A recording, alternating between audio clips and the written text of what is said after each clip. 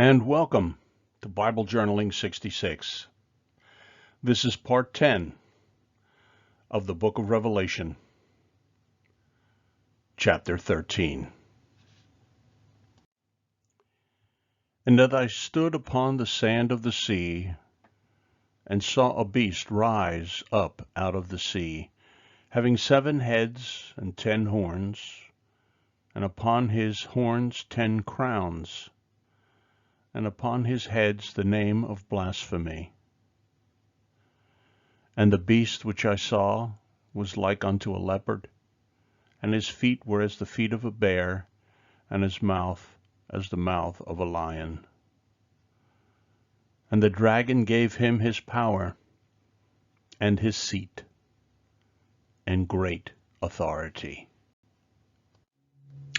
So why did the beast rise up out of the sea? Let's look at Isaiah 57, verse 20. But the wicked are like the troubled sea, when it cannot rest, whose waters cast up mire and dirt. And then let's jump ahead in the book of Revelation to chapter 17, verse 15. And he said unto me, the waters which thou sawest, where the whore sitteth, are peoples and multitudes and nations and tongues. So in the book of Revelation, the sea is representative of people, multitudes, nations, and tongues. Some Bible commentators go on to describe them as the Gentile world. And I saw one of his heads, as it were, wounded to death,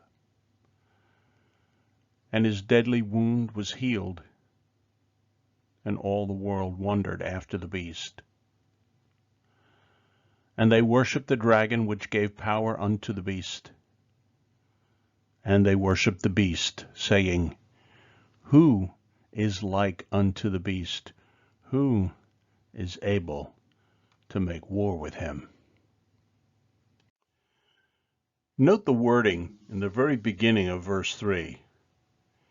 And I saw one of the heads, as it were, wounded to death.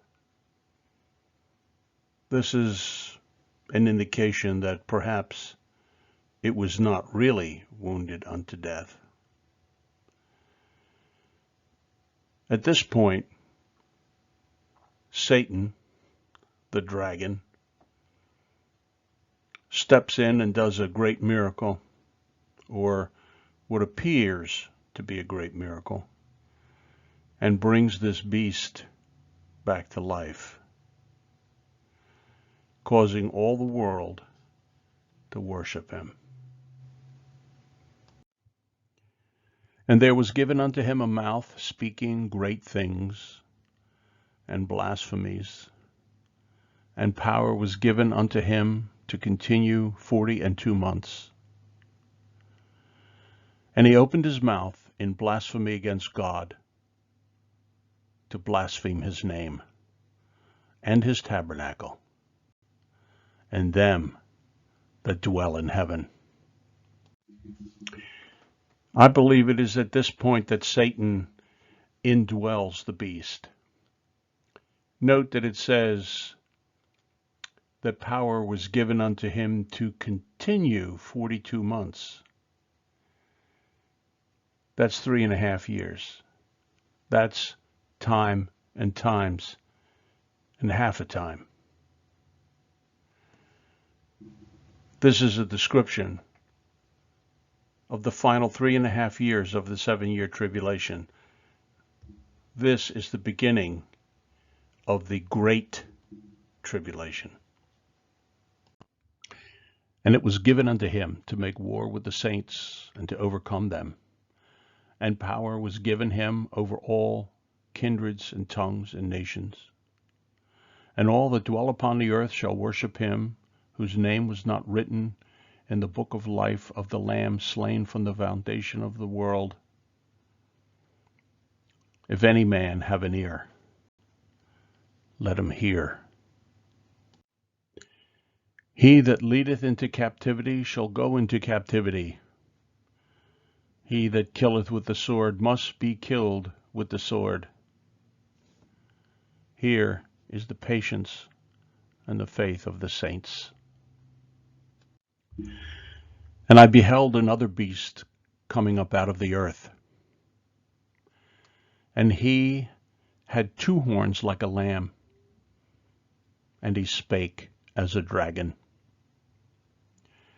And he exerciseth all the power of the first beast before him, and causeth the earth and them which dwell therein to worship the first beast, whose deadly wound was healed.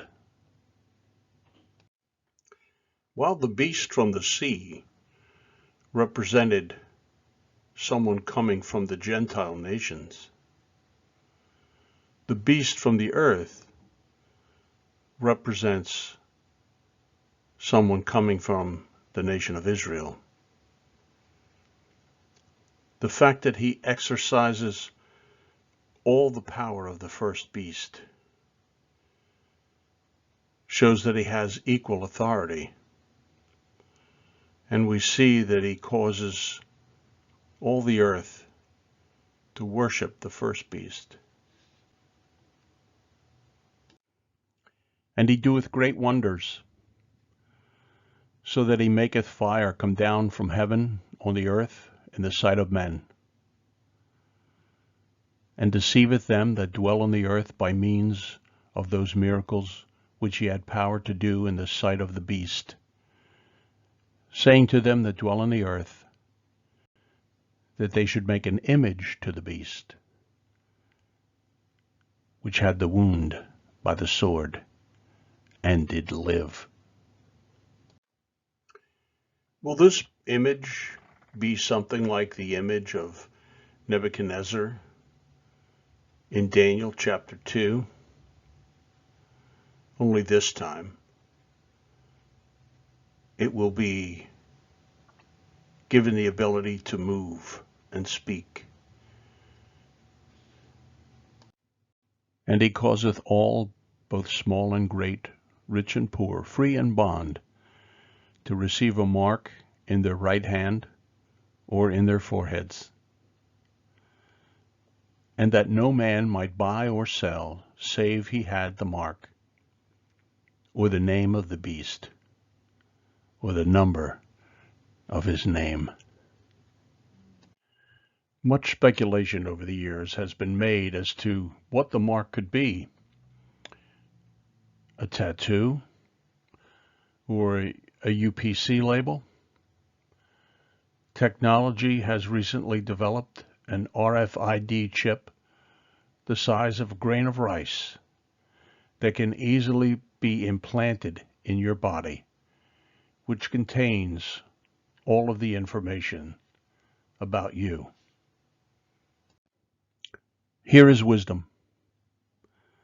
Let him that hath understanding count the number of the beast, for it is the number of a man, and his number is 666.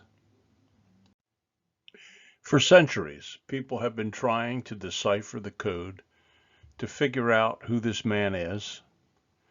Some have tried by adding up an alphabetical total of the letters in one's name.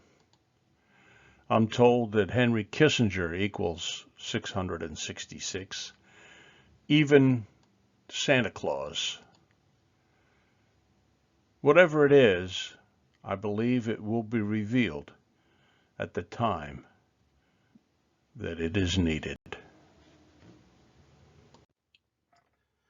I'd like to read a couple portions of chapter 13 of There's a New World Coming by Hal Lindsey. The streets of our country are in turmoil. The universities are filled with students rebelling and rioting. Communists are seeking to destroy our country, and the republic is in danger. Yes, danger from within and without. We need law and order. Without law and order, our nation cannot survive. It sounds as if this was just written yesterday.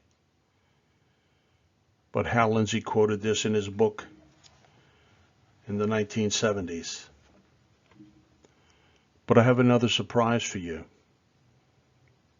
It was not an original quote by Hal Lindsey. It was quoted by this man. In 1932, Adolf Hitler addressed the German public,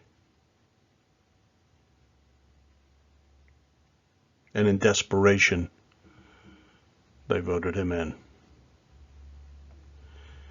Dictators rarely take over nations by brute force. Almost always, political or economic problems pave the way for tyranny. We need to be prepared. The Antichrist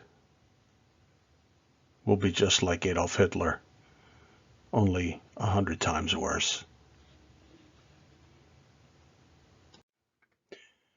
When I read the Bible and what it says will happen in the future, and I look around me as to what's happening in the world, I believe even more strongly that the Bible is true. Jesus is coming. Will you be ready? Until next time, Maranatha.